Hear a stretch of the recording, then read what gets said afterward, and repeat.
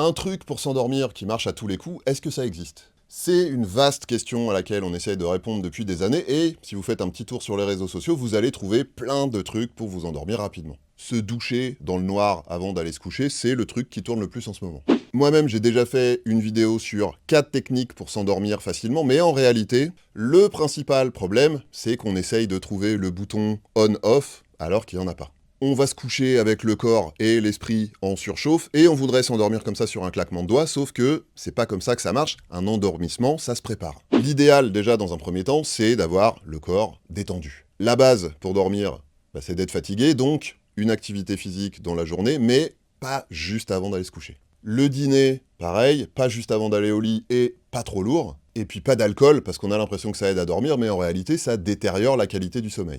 Ensuite, on dort mieux au frais, donc il faut régler la température de sa chambre quelques degrés plus bas que dans le reste de la maison. Ensuite, notre corps, il est aussi très sensible à la lumière, donc s'exposer à la lumière naturelle la journée, c'est bien, et s'endormir dans le noir, c'est encore mieux. Ça, c'est pour préparer son corps, mais préparer son esprit, c'est au moins aussi important. Souvent, si on a du mal à s'endormir, c'est parce que notre cerveau est en surchauffe. Donc, on évite les activités qui vont le surstimuler juste avant d'aller se coucher. Un bouquin, par exemple, et puis un petit peu de relaxation qui va vous permettre aussi d'évacuer le stress et les idées qui tournent en boucle et qui vous empêchent de vous endormir.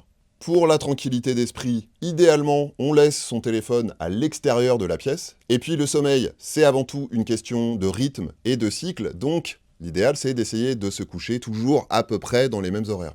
Et souvenez-vous que si vous attendez plus d'un quart d'heure après les premiers signes de fatigue avant d'aller vous coucher, le train du sommeil, il va passer et il va mettre 1 à 2 heures avant de revenir.